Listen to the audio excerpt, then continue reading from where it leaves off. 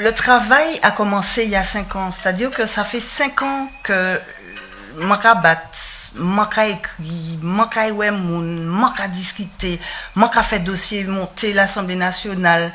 Et en fait, c'est une continuité, tu vois, de ce que j'ai commencé.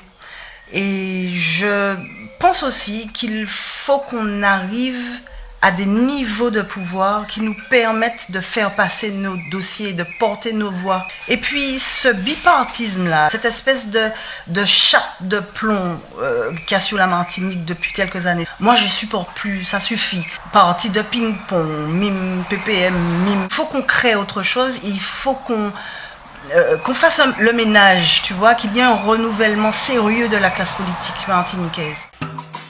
Premièrement, il n'a jamais appelé à voter Macron. Jamais. Vous pouvez chercher sur YouTube, sur les replays des différentes émissions qu'il a faites. Il a demandé à ce qu'aucune voix ne se reporte sur Marine Le Pen. Parce qu'il y a beaucoup d'électeurs de toutes origines qui sont venus vers la France Insoumise justement parce que c'était le parti antiraciste.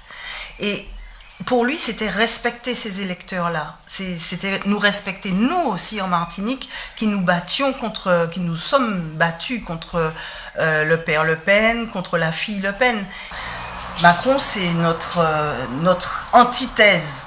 Pas question d'appeler à voter Macron. Jean-Luc Mélenchon, c'est un passionné, tout le monde le sait. C'est quelqu'un qui ne supporte pas les injustices. Quand quelque chose ne lui plaît pas, il le dit. Alors c'est vrai qu'on est dans un monde du politiquement correct, où il faut parler bien, il faut parler doucement, il ne faut pas élever la voix. Mais je préfère quelqu'un qui élève la voix, qui se dresse, qui dit non, et peut-être un peu fort, mais de façon totale, entière, plutôt que Macron. Des gens comme ça qui passent la pommade et en fait leur violence est tout autre. Tu vois, la violence est dans les actes. C'est une circonscription où on est oublié.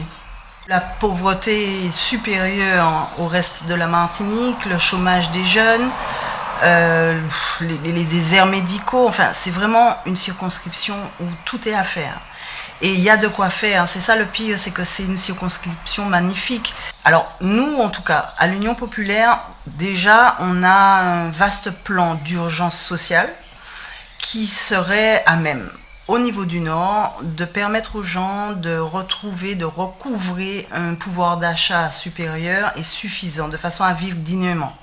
Alors, il s'agit premièrement de l'augmentation du SMIC à 1 500 € net. Pour les jeunes, on a une mesure géniale, par exemple, j'espère que beaucoup d'étudiants vont m'entendre, mais on propose une garantie d'autonomie de 1 063 € net par mois. Et puis il y a la mesure phare de l'Union populaire qui est la baisse et le blocage des prix des produits de première nécessité, des carburants, des produits alimentaires. C'est bon quoi, c'est mon qui a dit job palaché, qui a mis des lampes en tête sur toute la sainte journée pour savoir qui ça y a manger, comment il y a fait pour manger, c'est plus possible. Et ça va aussi participer tu vois, au dynamisme, au redynamisme du Nord. On a pensé aussi aux personnes qui sont en situation de handicap.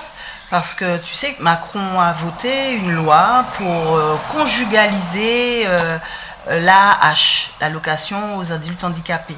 Ce qui veut dire que quelqu'un qui souffre de handicap et qui est marié à quelqu'un qui touche plus de 2 000 € par mois ne touche plus ou touche moins d'allocation et donc perd son autonomie. Donc nous, on veut absolument revaloriser l'AAH, mais surtout revenir sur cette mesure et déconjugaliser l'AAH. Il y a un problème qui revient, qui est récurrent dans le Nord, c'est les difficultés de transport. Et ça impacte tout, ça impacte l'emploi et ça impacte l'accès aux soins. Donc c'est tout ça qu'il faut revoir en réorganisant les services publics, en permettant aux gens d'avoir accès à des transports gratuits, ou en tout cas à bas coût, et plus réguliers.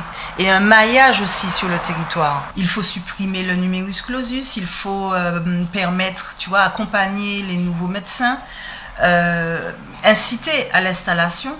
Il faut construire des centres médicaux, mais il faut aussi que les gens puissent se déplacer. Je pense que l'engagement que j'ai eu depuis toujours démontre, tu vois, Ma motivation, le fait que je ne lâche rien. Je suis là et quand je commence quelque chose, m'en parle, moi c'est un pitbull. Je suis prête à tout donner pour la Martinique, tout donner. Parce que je suis une mère et je suis inquiète pour l'avenir des petits Martiniquais, je suis inquiète pour l'avenir de mes enfants. Et je pense qu'il faut que nous tous, nous y mettions, mais moi j'ai pris l'engagement de le faire et je vais pas lâcher.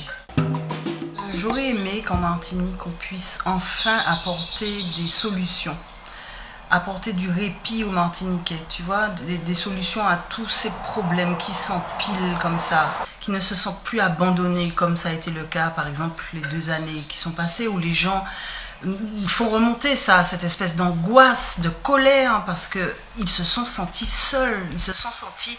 C'est mon qui a dit ça, quoi. C'est qu'a dit, mais personne n'a pas venu parler de nous, personne n'a pas pris position, personne n'a pas dit rien. Et je trouve ça inadmissible. On est élu, c'est pour représenter le peuple, mais c'est aussi pour prendre des coups pour le peuple, tu vois. On ne peut pas être élu et puis se cacher derrière les gens, et puis peuple là d'ouvrir et puis moi là, tu vois, moi derrière. Non, c'est pas possible.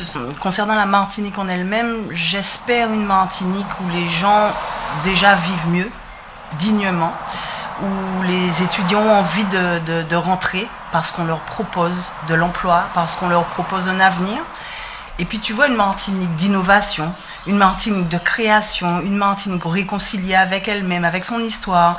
Et puis une Martinique, tu vois, qui rayonne dans la Caraïbe, qui fait entendre sa voix, qui ose, qui est ambitieuse, qui n'a pas peur d'elle-même.